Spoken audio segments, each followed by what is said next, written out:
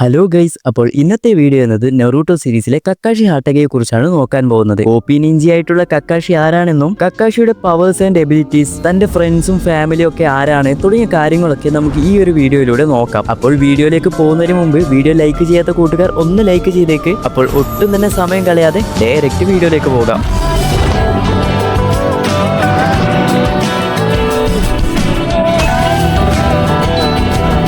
തുടക്കത്തിൽ തന്നെ പറയാം, നറൂട്ടോ സീരീസിൽ 0 ഹേറ്റേഴ്സ് ഉള്ള ഒരു ക്യാരക്ടറാണ് കക്കാഷി. അതായത് ഈ ഒരു നറൂട്ടോ സീരീസ് കണ്ടു കഴിഞ്ഞാൽ പല ആൾക്കാർക്കും ഒരുപക്ഷെ സാസുകയെ ഇഷ്ടമുണ്ടാകില്ല, അതുപോലെ തന്നെ നറൂട്ടോയെ തന്നെ ഇഷ്ടമല്ലാത്ത ഒരുപാടധികം ആൾക്കാരുണ്ട്. എന്നാൽ കക്കാഷിയെ കുറിച്ച് ആരും നെഗറ്റീവായിട്ട് ഇതുവരെ പറയുന്നതും കണ്ടിട്ടില്ല. നറൂട്ടോ സീരീസിൽ പുള്ളിക്കാരനെ ഇഷ്ടമല്ലാത്ത ആരും തന്നെ ഇല്ല എന്ന് വേണമെങ്കിൽ പറയാം. അതുപോലെ തന്നെ ഈ ഒരു നറൂട്ടോ സീരീസ് കാണാത്ത കൂട്ടുകാർക്ക് പോലും കക്കാഷി എന്ന ക്യാരക്ടറിന്റെ പേര് കണ്ടിട്ടും ഉണ്ടാവും, കേട്ടിട്ടും ഉണ്ടാകും. ഇനി നമ്മുടെ കക്കാഷിയുടെ ഫാദർ ആണ് സാക്കുമോ ഹാട്ടഗെ. വൈറ്റ് ഫാങ് എന്നാണ് പല ആൾക്കാരും ഇവരെ പറയാറ്. കൊനഹ വില്ലേജിലെ ഒരു ഡേഞ്ചർ ആയിട്ടുള്ള ഷിനോബിയാണ് സാക്കുമോ ഹാട്ടഗെ. ഒരു വാറിൽ പുള്ളിക്കാരൻ ഉണ്ടെന്നറിഞ്ഞാൽ മറ്റുള്ള ഷിനോബീസ് ഒക്കെ പേടിച്ച് ഓടിക്കളയും. കൊനഹ വില്ലേജിൽ തന്നെ ഷിനോബീസിന്റെ കിൽ ലിസ്റ്റ് എടുത്തു നോക്കിയാൽ, അതായത് ഏറ്റവും കൂടുതൽ ആൾക്കാരെ കൊന്നിട്ടുള്ള ആ ഒരു ലിസ്റ്റ് എടുത്തു നോക്കിയാൽ അതിൽ പുള്ളിക്കാരൻ ടോപ്പ് 10 എന്തായാലും ഉണ്ടാകും. ലെജൻഡറി സനിയനായിട്ടുള്ള ജിറയ, ഒറോച്ചിമാറു, സുനാഡെ, ഇവർ 3 പേരെക്കാളും ശക്തരായിട്ടുള്ള ഒരു ക്യാരക്ടറാണ് നമ്മുടെ കക്കാഷിയുടെ ഫാദർ. ഒരു ദിവസം തന്നെ ടീംമേറ്റ്സ് മരിച്ച സമയത്ത് താൻ കാരണമാണ് അത് സംഭവിച്ചത് എന്ന ഒരു രീതിയിൽ ഓരോ കാര്യങ്ങൾ നെഗറ്റീവായി ചിന്തിച്ച് പുള്ളിക്കാരൻ സൂയിസൈഡ് ചെയ്യുകയാണ് ചെയ്തത്. കക്കാഷിയുടെ ചെറുപ്പത്തിലാണ് ഈ ഒരു കാര്യങ്ങളൊക്കെ നടക്കുന്നത്. അതുകൊണ്ട് തന്നെ തന്റെ ഫാദറിന്റെ മരണം നല്ല രീതിയിൽ കക്കാഷിക്ക് ബാധിച്ചിരുന്നു. കക്കാഷി തന്റെ 5ാമത്തെ വയസ്സിൽ അക്കാദമിയിൽ ജോയിൻ ചെയ്തു. 6ാമത്തെ വയസ്സിൽ ചുനിയനായി മാറി. അതുപോലെ നമ്മുടെ കക്കാഷിയുടെ സെൻസിയാണ് മിനാട്ടോ നാമിക്കാസെ. കക്കാഷിയുടെ ടീംമേറ്റ്സിനെ എടുത്തു നോക്കിയാൽ അത് നമ്മുടെ റിന്നും ഒബീറ്റോയുമാണ്. കക്കാഷിക്ക് തന്റെ ഫാദർ മരിച്ചാലും ഇവരൊക്കെ കൂടെയുണ്ട് എന്ന രീതിയിൽ നിൽക്കുമ്പോഴാണ് എന്നാൽ കക്കാഷിക്ക് ഇവരൊക്കെ നഷ്ടപ്പെടുന്ന രീതിയിലുമാണ് അവസാനം കാണിച്ചു തന്നത്. നമ്മുടെ റിന്നും ഒബീറ്റോ, കക്കാഷി 3 പേരും ടീമപ്പായി ഒരു മിഷനിൽ പോകുന്ന സമയത്താണ് നമ്മുടെ റിന്നിനെ കുറച്ചുപേർ തട്ടിക്കൊണ്ടു പോകുന്നു. ഒബീറ്റോ റിന്നിനെ രക്ഷിക്കാൻ വേണ്ടി പോകുന്ന സമയത്ത് കക്കാഷിക്ക് മിഷൻ കംപ്ലീറ്റ് ചെയ്യണോ അത് റിന്നിനെ രക്ഷിക്കണോ എന്ന് 2 മൈൻഡിലാണ് ഉണ്ടാവുക. അങ്ങനെ അവസാനം തന്റെ ടീംമേറ്റ്സിനെ തന്നെ രക്ഷിക്കാമെന്ന് കരുതി ഒബീറ്റോയുടെ കൂടെ പോകുന്നു. അങ്ങനെ ഇവരുടെ ഫൈറ്റിൽ കക്കാഷിയെ ഒരുത്തൻ കൊല്ലാൻ വരുന്ന സമയത്താണ് നമ്മുടെ ഒബീറ്റോയുടെ ഷെറിംഗൻ ആക്റ്റീവ് ആകുന്നത്. അങ്ങനെ അവസാനമാകുമ്പോഴേക്കും ഫൈറ്റിന്റെ ഒരു ഘട്ടത്തിൽ ഒബീറ്റോ കക്കാഷിയെ രക്ഷപ്പെടുത്താൻ വേണ്ടി നോക്കുന്ന സമയത്ത് ഒബീറ്റ ഒരു പാറയ്ക്കിടയിൽ പെട്ടുപോകുന്നു. അതായത് ഒബീറ്റോയെ നോക്കിക്കഴിഞ്ഞാൽ പാതി മരിച്ച രീതിയിലാണ് പുള്ളിക്കാരനുള്ളത്. ഈ ഒരു സീന് കണ്ട് ഇമോഷണൽ ആകാത്ത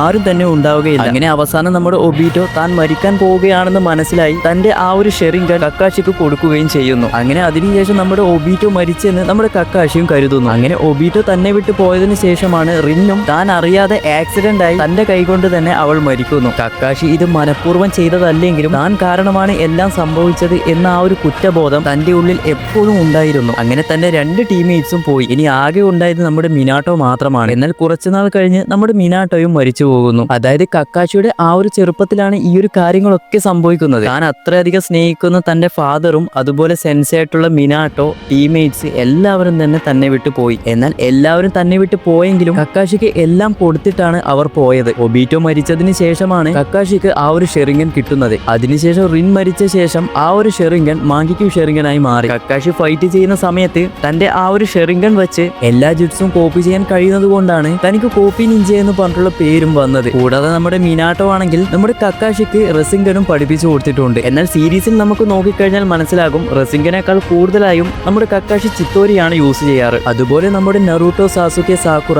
ഇവരുടെയൊക്കെ ഒരു ബെസ്റ്റ് ടീച്ചറാണ് കക്കാഷി. ഇനി നമുക്ക് എന്തുകൊണ്ടാണ് കക്കാഷി ഇപ്പോഴും മാസ്ക് വെച്ച് തന്റെ ഫേസ് കവർ ചെയ്യുന്നത് എന്ന് നോക്കാം. നമ്മുടെ കിഷിമോട്ടോ പറഞ്ഞത് എന്താണെന്ന് വെച്ച് കഴിഞ്ഞാൽ ഒരു സാമുറായി വാരിയറിനെ പോലെയാണ് നമ്മുടെ കക്കാഷിയെ ക്രിയേറ്റ് ചെയ്തത്. ഈ സാമുറായിസിനെ എടുത്തു നോക്കിക്കഴിഞ്ഞാൽ അവരുടെ ഫീലിംഗ്സ് ഒന്നും പുറത്ത് കാണിക്കുകയില്ല, കൂടാതെ അവരുടെ ഐഡന്റിറ്റിയും പുറത്ത് കാണിക്കുകയില്ല. അതുകൊണ്ടാണ് കക്കാഷിയെ ഇങ്ങനെ കാണിച്ചു തന്നത്. അതുപോലെ തന്നെ കക്കാഷിയുടെ ആ ഒരു ഹെഡ് ബാൻഡ് വെച്ച് ഒരു കണ്ണ് മറച്ചു വെച്ചത് നമ്മൾ കാണുന്നുണ്ടാകും. ഇതിന്റെ കാരണം എന്താണെന്ന് വെച്ച് കഴിഞ്ഞാൽ ആ ഒരു ഷെറിംഗൻ എപ്പോഴും ആക്റ്റീവ് ആയിട്ടാണ് ഉണ്ടാവുക. പൊതുവെ ഇത് എല്ലാവരും കാണുന്ന സമയത്ത് താനൊരു ഉച്ചിയ ക്ലാനിലുള്ള ആളാണോ എന്ന് മറ്റുള്ളവർ സംശയിക്കേണ്ട എന്ന രീതിയിലും ഷെറിംഗൻ വെച്ച് കൂടുതലായി നോക്കുന്ന സമയത്ത് ചാക്ര വേഗത്തിൽ ഡ്രെയിൻ ആയി പോകുന്നത് കൊണ്ടൊക്കെയാണ് പുള്ളിക്കാരന്റെ ആ ഒരു ഷെറിംഗൻ എപ്പോഴും ഹെഡ് ബാൻഡ് വെച്ച് മറച്ചു വെക്കുന്നത്. എന്നാൽ ചില 1-2 എപ്പിസോഡുകളിൽ നമ്മുടെ കക്കാഷി ഫേസ് റിവീൽ ചെയ്യുന്നത് കാണിച്ചു തന്നിട്ടുണ്ട്. അതും കുറച്ച് ഫണ്ണായിട്ടാണ് നമുക്ക് കാണിച്ചു തന്നത്. അതുപോലെ നമ്മുടെ കക്കാഷിയുടെ ഫൈറ്റ്സ് ഒക്കെ നോക്കിക്കഴിഞ്ഞാൽ സാബൂസി ആയിട്ടുള്ള ആദ്യത്തെ ഫൈറ്റ് എടുത്ത് നോക്കിയാലും അതുപോലെ തന്നെ അക്കാട്സുക്കി മെമ്പർ ആയിട്ടുള്ള ഹിഡാന്റെ കൂടെയുള്ള ഫൈറ്റ് ഒക്കെ നോക്കിക്കഴിഞ്ഞാലും കക്കാഷി എത്ര പവർഫുൾ ആയിട്ടുള്ള ഷിനോബി ആണെന്ന് നമുക്ക് മനസ്സിലാക്കാൻ സാധിക്കും. അതുപോലെ തന്നെ നമ്മുടെ കക്കാഷിക്ക് ഈ ഒരു എല്ലാ എലമെന്റ്സ് യൂസ് ചെയ്യാനും സാധിക്കും,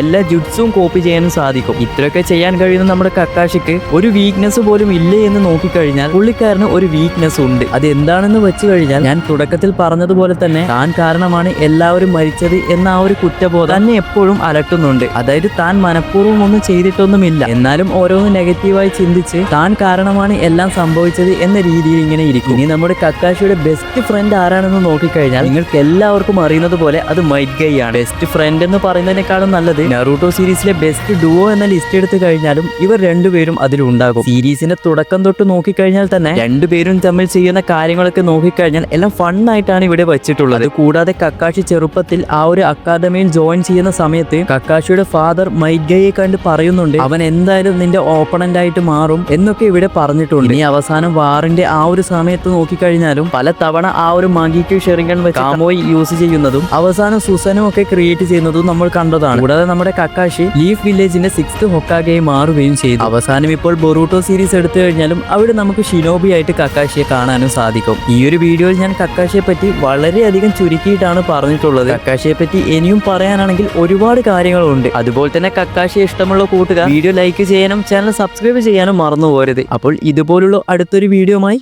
പിന്നെ വരാം.